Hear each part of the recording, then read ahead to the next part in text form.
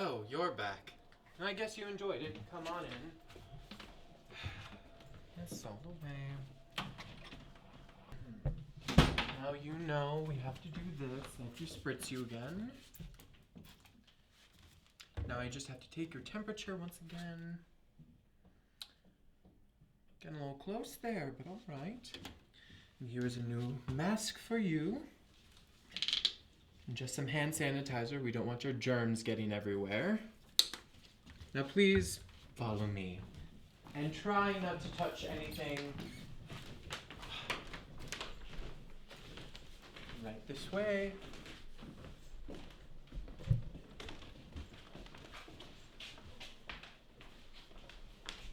And now, you know the drill. Sit down, shut up, and enjoy.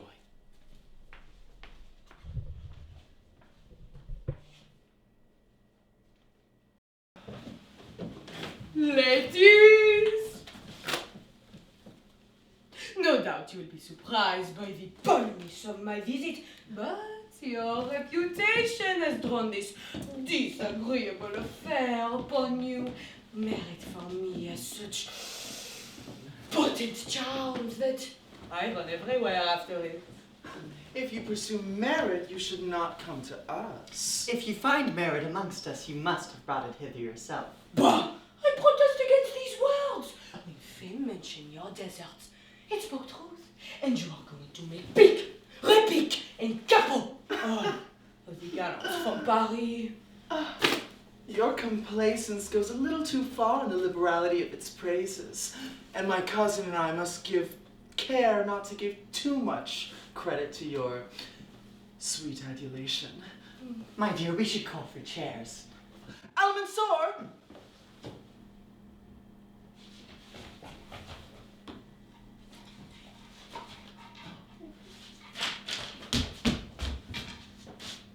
Convey to us hither instantly the conveniences of conversation. Chair! But am I safe here? What is it you fear? Some larceny of my heart, some massacre of liberty. And behold here, a pair of eyes that seem to be very naughty boys, that insult liberty and use their hearts most barbarously. Why they do so, they put themselves on their guard in order to kill anyone who comes near them. Upon my word, I mistrust them. I shall either scamper away or expect very good security that they do me no mischief. My, what a charming facetiousness he has. I see, indeed, he is an Amilcar. Fear nothing. Our eyes have no wicked designs, and your heart may rest in peace, fully assured of their innocence. But pray, sir, be not inexorable to the easy chair, which for this last quarter of an hour has held out its arms towards you. Yield to its desire of embracing you.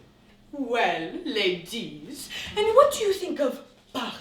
Oh, alas! What can we think of it? It would be the very antipodes of reason not to confess that Paris is the grand cabinet of marvels, the center of good taste, wit, and gallantry. As for me, I maintain that out of Paris, there is no salvation for the polite world. Oh, most assuredly. Paris is somewhat muddy, but then we have sedan chairs. To be sure, a sedan chair is a wonderful protection against the insults of mud and bad weather. I'm sure you receive many visits. What great wit belongs to your company? Alas, we are not yet known, but we are in the way of being so.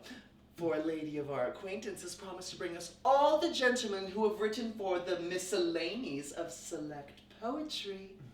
In certain others whom, we have been told, are likewise the sovereign arbiters of all that is handsome. Well, I can manage this for you better than anyone. They all visit me, and I may say I never rise without having half a dozen wits at my levee. Oh, good heavens! You will place us under the greatest obligation if you will do us the kindness. For, in short, we must make acquaintance of all those gentlemen if we wish to belong to the fashion. They are the persons who can make or unmake a reputation at Paris. Through them, we hear the scandal of the day or whatever niceties are going on in prose or verse. We know at the right time that Mr. So-and-so has written the finest piece in the world on such a subject, that Mrs. So-and-so has adapted words to such a tune, that a certain gentleman has written a madrigal upon a favor shown to him. Those things procure you consideration in every society, and if people are ignorant of them, I would not give one pinch of snuff for all the wit they may have. Indeed, I think it the height of ridicule for anyone who possesses the slightest claim to be called clever, not to know even the smallest couplet that is made every day. As for me, I should be very much ashamed if I should be asked about something new and I had not seen it. It really is a shame not to know from the very first all that is going on. But do not give yourself any further trouble, for I will establish an academy of wits at your house. And I give you my word that not a single line of poetry shall be written in Paris. But what you shall be able to say by heart before anybody else. As for me, such as you see me, I amuse myself in that way when I am in the humor, and you may find I do about in the fashionable assemblies of Paris 200 songs, as many sonnets, 400 epigrams, and more than 1,000 madrigals, all made by me, without counting riddles and portraits. I must acknowledge that I dote upon portraits. I think there is nothing more gallant. Portraits are difficult and call for great wit. I shall show you some of mine that will not displease you. As for me, I am awfully fond of riddles. They exercise the intelligence. I've already written 4 of them this morning, which I will give to you to guess. Madrigals are pretty enough when they're neatly turned. That is my special talent. I am present engaged in turning the whole Roman history into madrigals. Oh, goodness gracious! That will certainly be superlatively fine. I should like to have one copy at least. What? If you think of publishing it, of course. I promise you each a copy, bound in the handsomest manner. It does not become on a man of my rank to scribble, but I do it only to serve the publishers, who are always bothering me. Oh, I fancy it must be a delightful thing to see oneself in print. Undoubtedly, but by the by, I must repeat to you some extempore verses that I made yesterday at the house of a certain duchess, an acquaintance of mine. I am deuce clever at extempore verses. Extempore verses are certainly the very touchstone of genius. Listen then. We are all ears.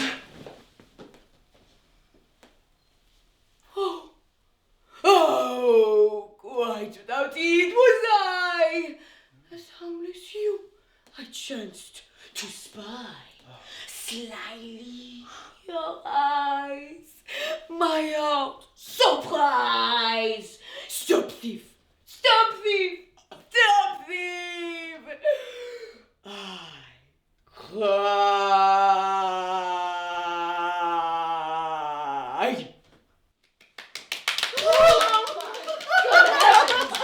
This is carried to the utmost pitch of gallantry. Everything I do shows it is done by a gentleman. There is nothing of the pendant about my effusions. They are more than 2,000 miles removed from that. But did you observe the beginning? Oh. Oh! There is something original in that. Oh. Like a man who all of a sudden thinks about something. Oh! Taken by surprise, as it were. Oh! Yes, I think that... Oh, admirable. It seems a mere nothing. Good heavens, how can you say so? It is one of these things that are perfectly invaluable. Oh, to be sure. I would have rather written that... than an epic poem. Egad, you have good taste. Tolerably none of the worst, I believe. But do you not also admire, quite without heed was I? Quite without heed was I. That is, I did not pay attention to anything. A natural way of speaking. Quite without heed. Was I? That is, I was going along, innocently, without malice, like a poor sheep. You! I chanced to spy. That is to say, I amuse myself with looking at you, with observing you, with contemplating you. Slyly, your eyes. What do you think of that word? Slyly. Is it not well chosen? Extremely so. Slyly, stealthily, just like a cat watching a mouse.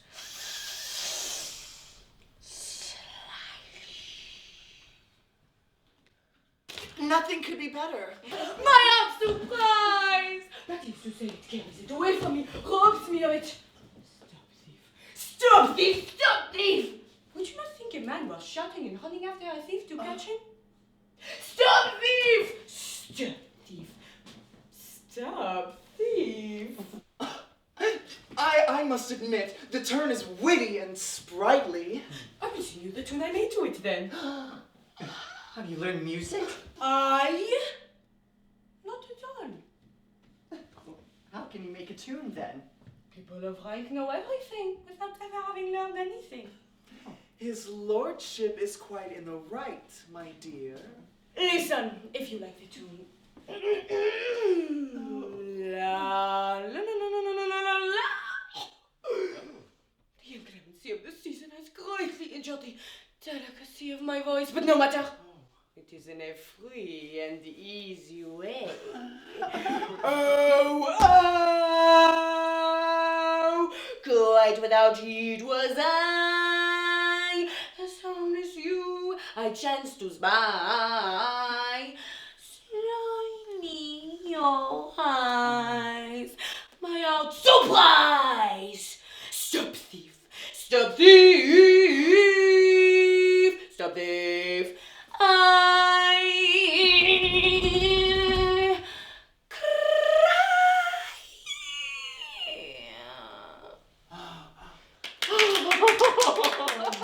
What a passion there breathes in this music. It is enough to make one die away with delight. There is something plaintive in it. Do you not think the air perfectly well expresses the sentiment, stop thief, stop thief? And then, as if someone cried out very loud, stop, stop, stop, stop, stop, stop thief! And then, all at once, like a person out of breath, stop thief!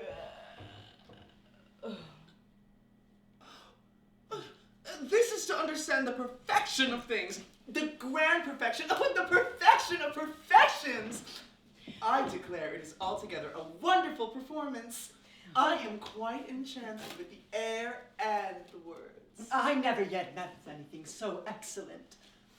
All that I do comes naturally to me. It is without study. Nature has treated you like a very fond mother. You are her darling child.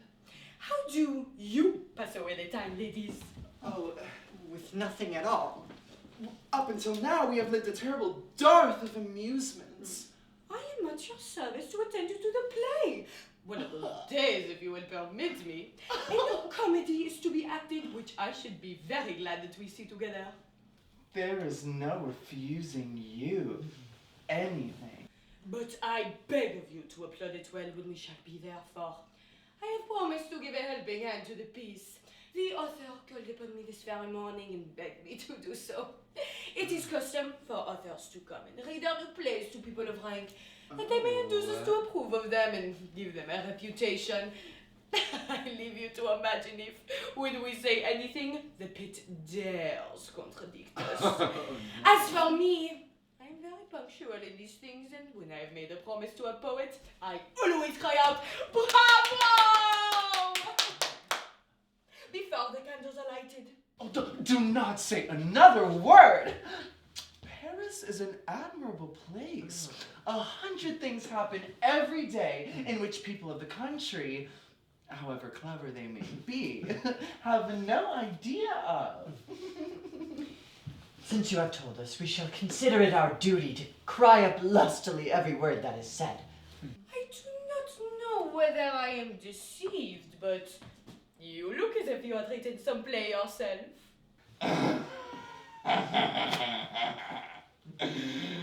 There may be something in what you say. Upon my word, we must see it! Between ourselves, I have written one which I intend to have brought out. To what company do you mean to give it? That is a very nice question indeed. To the actors of the Hotel de Bourgogne. They alone can bring things into good repute. The rest are ignorant creatures who recite their parts just as people speak in everyday life. They do not understand to mouth the verses or to pause such a beautiful passage. How can it be known what the fine lines are if an actor does not stop at them in their right journey to applaud heartily?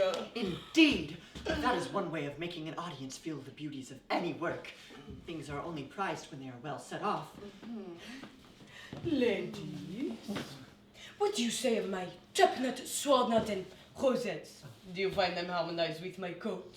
Perfectly. Do you think the ribbon well chosen? Furiously well. It is real prodigian. What do you say of my rolls? They are very fashionable. I may at least boast that they are quarter of a yard wider than any that have been made. Oh, I confess, I have never seen the elegance of dress carried farther. Used to fasten the reflection of your smelling faculty upon this handkerchief.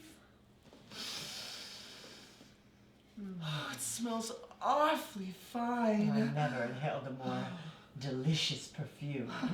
And this?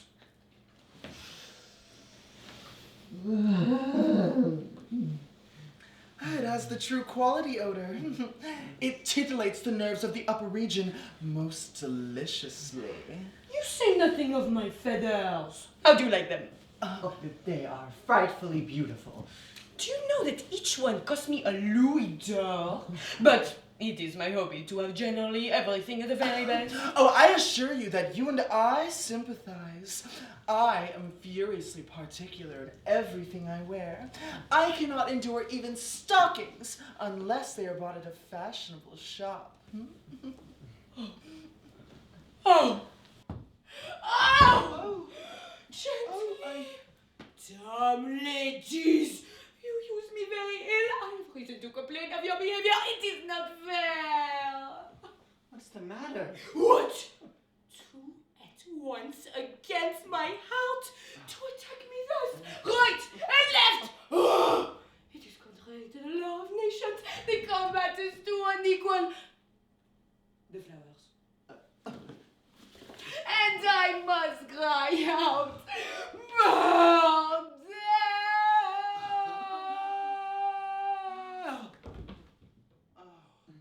Well, he does say things in a peculiar way. He is a consummate wit. You're more afraid than hurt, and your heart cries out before it is even wounded. The devil it does. It is wounded all over, from head to foot. Madam, there is someone here to see you. Who? The Viscount de Jolette. The Viscount de Jodelet? Well, do you know him? He is my most intimate friend. Shoot him in immediately. I've not seen one another for some time. I am delighted to meet him. Oh, here he comes.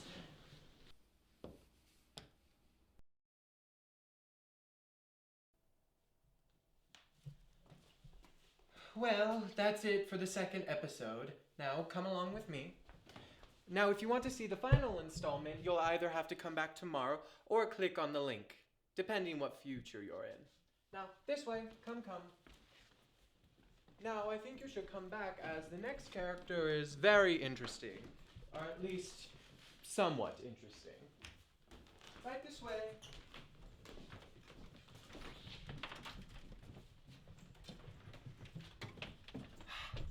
Now, please, get home safe.